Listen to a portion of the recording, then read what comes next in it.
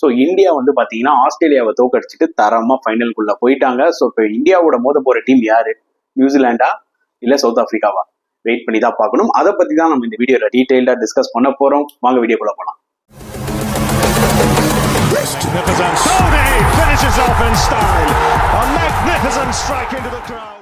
வணக்கம் நண்பர்களே, welcome to my channel CCF, உங்கள் cricket with mister cocktail furious. இப்போ நம்ம டிஸ்கஸ் பண்ண போற டாபிக் 2025 ஐசிசி சாம்பியன்ஸ் ட்ராஃபியோட செகண்ட் செமிஃபைனலோட ப்ரிவியூ தான், between New Zealand versus South Africa at லாகூர். அனதர் இம்பார்ட்டன்டான ஒரு மேட்ச். ஸோ ஃபர்ஸ்ட் செமிஃபைனல்ல இந்தியா ஆஸ்திரேலியாவோட 4 விக்கெட்ஸ் வித்தியாசத்தில் வின் பண்ணி கெத்தா ஃபைனலுக்கு போயிட்டாங்க. ஸோ இந்தியாவோட யார் மோத போறாங்க அதெல்லாம் வந்து பாத்தீங்கன்னா இந்த வீடியோல நம்ம வந்து டீடைல்டா டிஸ்கஸ் பண்ண போறோம். So South Africa versus New Zealand rivalry எடுத்துக்கிட்டீங்கனாலே நிறைய க்ளோஸ் கேம்ஸ் நம்ம பார்த்துருக்கோம். ஓகே, நான் 2000, 2001, 2002 வந்து பாத்தீங்கன்னா நிறைய க்ளோஸ் கேம்ஸ் பார்த்துருக்கேன். பட் இந்த ரெண்டு டீமோட ஓவரால் ஹெட் டு ஹெட் எடுத்துக்கிட்டீங்கன்னு வச்சுக்கோங்களேன், கிட்டத்தட்ட 73 ஓடிஐஸ் விளையாடி இருக்காங்க. அதுல சவுத் ஆஃப்ரிக்கா கிட்டத்தட்ட 42 ஓடிஐஸ் வின் பண்ணியிருக்காங்க அண்ட் நியூசிலாந்து 26 ஓடிஐஸ் வின் பண்ணியிருக்காங்க. மிச்சம் இருக்கிற மேட்சஸ் எல்லாம் மழைனால கேன்சல் ஆயிருக்கு. ஸோ ஆப்வியஸ்லி சவுத் ஆஃப்ரிக்கா வந்து பாத்தீங்கன்னா ஹெட் டு ஹெட்ல நியூசிலாண்டை டாமினேட் பண்ணியிருக்காங்க, அதுல எந்த டவுட்டுமே கிடையாது. And at the same time champions trophy ரெக்கார்டுன்னு எடுத்துக்கிட்டீங்கன்னா ரெண்டு டீமும் 2 மேட்ச் தான் மோதி இருக்காங்க. 2 மேட்சுமே வந்து பாத்தீங்கன்னா ஆளுக்கு ஒரு மேட்ச் வின் பண்ணியிருக்காங்க. ஸோ 2006 சாம்பியன்ஸ் ட்ராஃபி இந்தியாவில் நடந்தது பாத்தீங்களா, அதுல பிராபோன் ஸ்டேடியம்ல நியூசிலாந்து வின் பண்ணாங்க. 2009 சவுத் ஆஃப்ரிக்காவில் நடந்த சாம்பியன்ஸ் ட்ராஃபில செஞ்சுரியன்ல சவுத் ஆஃப்ரிக்கா நியூசிலாண்டை பீட் பண்ணாங்க. ஸோ 3வது முறையா வந்து பாத்தீங்கன்னா இப்போ இந்த செமிஃபைனல்ல மோத போறாங்க, which is a high pressure game, அதுல எந்த டவுட்டுமே கிடையாது. ஸோ லாகூரோட கண்டிஷன்ஸ் எப்படி இருக்க போகுது? ஆல்ரெடி வந்து பாத்தீங்கன்னா 3 மேட்ச் மழைனால கேன்சல் ஆயிடுச்சு இந்த சிடி 2025ல. அதுவே நம்மளுக்கு ஒரு மிகப்பெரிய டிசப்பாயின்மெண்ட்டை கொடுத்துச்சு, அதுல எந்த டவுட்டுமே கிடையாது. ஏன்னா சாம்பியன்ஸ் ட்ராஃபின்றது வந்து பாத்தீங்கன்னா ஒரு ஷார்ட்டர் டோர்னமெண்ட். அந்த ஷார்ட்டர் டோர்னமெண்ட்லேயே வந்து பாத்தீங்கன்னா 3 மேட்ச் மழையில போயிடுச்சுன்னா என்னங்க அர்த்தம்ன்ற மாதிரி இருக்கு. சம்டைம்ஸ் வெதரை நம்மளால கண்ட்ரோல் பண்ண முடியாது. பட் ஆல்ரெடி இந்த டோர்னமெண்ட்ல ஏகப்பட்ட பிரச்சனை, இதுல மழை வேறையான்ற மாதிரி தோணுச்சு. பட் நான் ஒரு குட் நியூஸ் உங்களுக்கு சொல்ல போறேன். இந்த லாகூர் கிரவுண்ட்ல இந்த ஒரு பர்டிகுலர் மேட்ச்ல கண்டிப்பா மழை வராது. ஸோ கண்டிஷன்ஸ் வந்து பாத்தீங்கன்னா கிளியரா இருக்கு. ஸோ அதனால வந்து பாத்தீங்கன்னா இது ஒரு நல்ல விஷயம். ஏன்னா நாக் அவுட் கேம்ன்றது ரொம்ப ரொம்ப குரூஷியலான ஒரு விஷயம். புரியுதா உங்களுக்கு? செமிஃபைனல் அப்போ மழை வந்ததுன்னு வச்சுக்கோங்களேன், it won't be nice. So toss once again going to be crucial. So லாகூர் விக்கெட் உங்களுக்கு நல்லா தெரியும், நல்லா ஃபிளாட் விக்கெட். இங்க துபாயில இருக்கிற மாதிரிலாம் இருக்காது, நல்லா ஒரு ஃபிளாட் விக்கெட்டு. 2 டீமுமே 300 அடிக்கலாம். ஆனால் நல்லா ஞாபகம் வச்சுக்கோங்க கைஸ், செகண்ட் ஹாஃப்ல டியூ வரும், எல்லாமே வரும். செகண்ட் ஆஃப் பேட்டிங் ஆடுறது கொஞ்சம் பெட்டரா இருக்கும், அது எல்லாமே கரெக்ட். ஆனா ஒரு ஹை ப்ரெஷர் கேம், ஒரு செமிஃபைனல், ஒரு நாக் அவுட் கேம்ல நான் என்ன சொல்லுவேன்னா, டாஸை வின் பண்ணீங்கன்னா பேட்டிங் ஆடுங்க.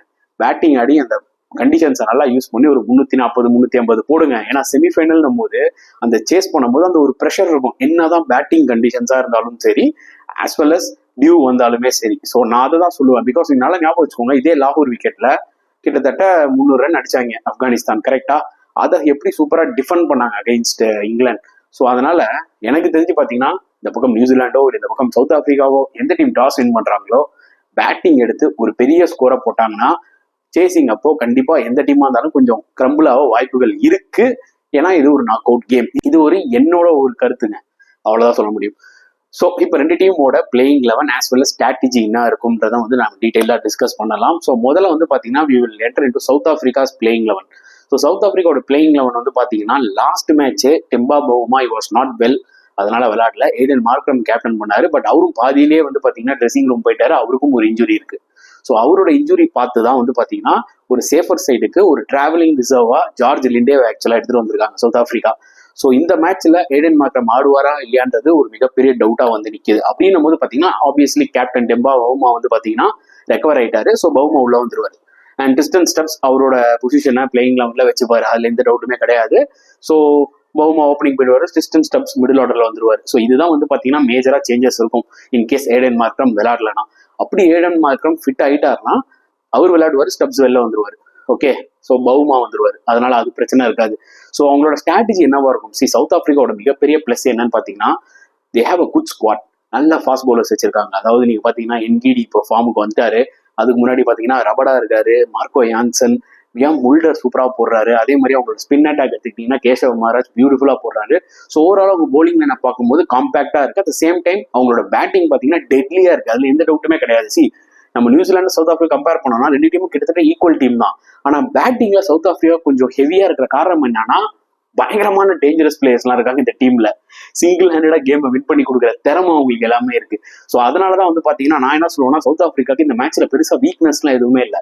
டாஸை வின் பண்ணி அவங்க பேட்டிங் ஆடினாங்கன்னா அது கண்டிப்பா அவங்களுக்கு வந்து சில அட்வான்டேஜ் கொடுக்கும். சேஸ் பண்றதுல பிரச்சனை இல்லை, ஆனா எப்பவுமே சவுத் ஆப்பிரிக்கா கொஞ்சம் அந்த அண்டர் ப்ரெஷர்ல ஐசிசி டோர்னமெண்ட்ல கொஞ்சம் சோக் ஆவாங்க. அதனாலதான் நான் என்ன சொல்லுவேன்னா, நல்ல டீம் பேட்டிங் ஃபர்ஸ்ட் ஆடுங்க, 350 340 ரன் போஸ்ட் பண்ணின்னு வச்சுக்கோங்களேன்.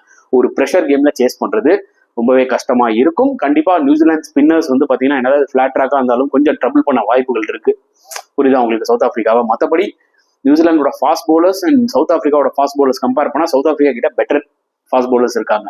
இது வேணா ஒரு மேஜர் டிஃபரன்ஸா சொல்லலாம். ஸ்பின் டிபார்ட்மெண்ட்ல இங்க கேஷவ் மகாராஜ் இருக்காரு, அங்க மிச்சல் சாண்டர் இருக்காரு, ஏன்னா அங்க ஒரு எக்ஸ்ட்ராவா மைக்கேல் பிரேஸ்வெல் இருக்காரு, Glenn Phillips also can roll. But இந்த ஒரு பர்டிகுலர் விக்கெட்ல ஃபாஸ்ட் பவுலர்ஸ் தான் வந்து மேஜரா வந்து நிற்பாங்க. ஏன்னா ஸ்பின்க்கு எந்த அளவுக்கு அசிஸ்டன்ஸ் இருக்கும்ன்றது தெரியாது. துபாயில இருக்கிற மாதிரி இங்க இருக்காது, அதுதான் உண்மையான ஒரு fact. So south Africa obviously என்ன பொறுத்தவரைக்கும் ஒரு ஃபேவரேட்ஸாக தான் இந்த மேட்ச்ல போறாங்க, அது எந்த டவுட்டும் இல்லை. ஸோ நியூசிலாண்டோட பிளேயிங் லெவன் எடுத்துக்கிட்டீங்கன்னா எனக்கு தெரிஞ்சு நியூசிலாந்து எந்த ஒரு சேஞ்சஸும் பண்ண போறது இல்லைங்க. பிகாஸ் என்னதான் அவங்க இந்தியாவோட வந்து அந்த ஒரு லாஸ்ட் மேட்ச்ல தோத்தாலுமே, இட்ஸ் டெட் ரப்பர் மேட்ச் இருந்தாலுமே அந்த மேட்ச்ல தோத்தாலுமே அவங்களோட பிளேயிங் லெவன் எடுத்துக்கிட்டீங்கன்னா பேலன்ஸ்டா தான் இருக்கு, அதுல எந்த டவுட்டுமே கிடையாது. நிறைய பேர் சொல்லலாம் டெவன் கான்வே நீங்க வந்து பாத்தீங்கன்னா வில் எங்குக்கு பதில் எடுத்துட்டு வரலாமேன்னு சொல்லிட்டு, பட் ஆனா அவங்க வில் எங்க ட்ரஸ்ட் பண்றாங்க. ஏன்னா அவர் முதல் மேட்ச்ல ஒரு 100 போட்டாரு, எதுக்காக அவரோட கான்பிடன்ஸ் உடைக்கணும். ஸோ அவரை ட்ரஸ்ட் பண்ணலாம், அவர் இன்னொன்று ஒரு 100 அடிப்பாருன்ற மாதிரி நம்பிக்கையோட விளாடுறாங்க.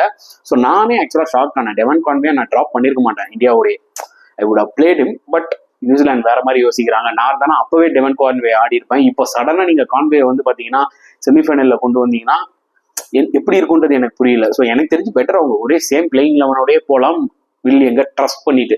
ஸோ இதுதான் என்னோட ஒரு பாயிண்ட் ஆஃப் வியூ. மற்றபடி வேற எதுவும் பெருசாக சேஞ்சஸ் இருக்காது. அவங்களோட ஸ்ட்ராட்டஜி பொறுத்த வரைக்கும் பார்த்தீங்கன்னா எப்படி அவங்க சவுத் ஆப்பிரிக்கன் ஃபாஸ்ட் பவுலர்ஸை கவுண்டர் பண்ண போறாங்க, அதே மாதிரி இன்னொரு சேலஞ்சும் நியூசிலாந்துக்கு இருக்கு. நியூசிலாண்டோட ஸ்பின் டிபார்ட்மெண்ட் ஓகே, நியூசிலாண்டோட ஃபாஸ்ட் பவுலிங் டிபார்ட்மெண்ட் எப்படி இந்த மாதிரி ஒரு ஃபிளாட் ட்ராக்ல சவுத் ஆப்பிரிக்கன் பேட்ஸ்மேன்ஸை கண்ட்ரோல் பண்ண போறாங்க.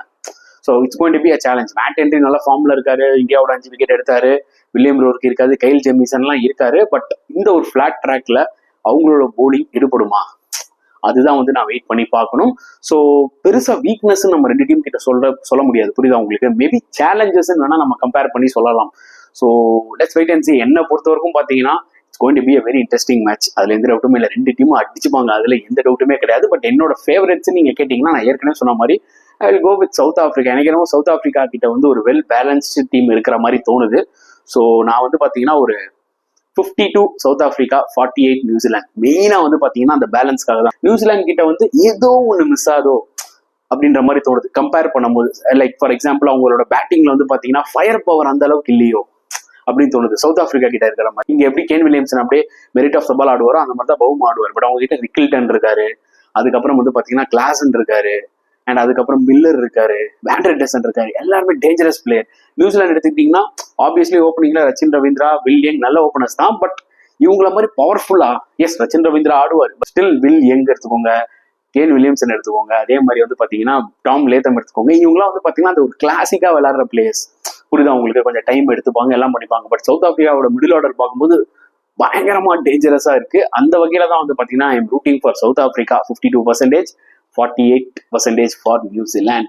ஸோ வெயிட் பண்ணி பார்க்கலாம் என்ன நடக்க போகுது, யார் இந்தியாவோட மோத போறாங்கன்னு சொல்லிட்டு. என்ன பொறுத்த வரைக்கும் நீங்க கேட்கலாம், ப்ரோ ஒரு இந்தியன் ஃபேனா யார் வந்து இந்தியாவோட வந்து ஃபைனல் மோதனா இந்தியாவுக்கு அட்வான்டேஜ் அப்படின்னு கேட்டீங்கன்னா நான் கண்டிப்பா சவுத் ஆப்பிரிக்கா தான் சொல்லுவேன். ரீசன் என்னன்னா நியூசிலாந்து ஆல்ரெடி இந்த கண்டிஷன்ஸ்ல விளையாடி இருக்காங்க, அவங்க திரும்பி வந்தாங்கன்னா இந்த வாட்டி வெல் ப்ரிப்பேர்டா வருவாங்க. சவுத் ஆப்பிரிக்காவுக்கு எப்படி இருக்குன்னா கண்டிப்பா கண்ணில் வந்து கயிறை கட்டி விட்டு காட்டுல விட்ட மாதிரி தான் இருக்கும், புரியுதா உங்களுக்கு? இந்த கண்டிஷன்ஸ் எப்படிதான் இருக்க போகுதுன்ற மாதிரி அவங்களே கொஞ்சம் கன்ஃபியூஷன் ஆவாங்க. இந்தியாவுக்கு வந்து பாத்தீங்கன்னா அட்வான்டேஜ் இருக்கு, ஆல்ரெடி நாங்க துபாயில தான் ஆட போறோம், இந்த மாதிரி விக்கெட்லாம் ஆல்ரெடி உங்களுக்கு ஒரு அட்வான்டேஜ் இருக்கு.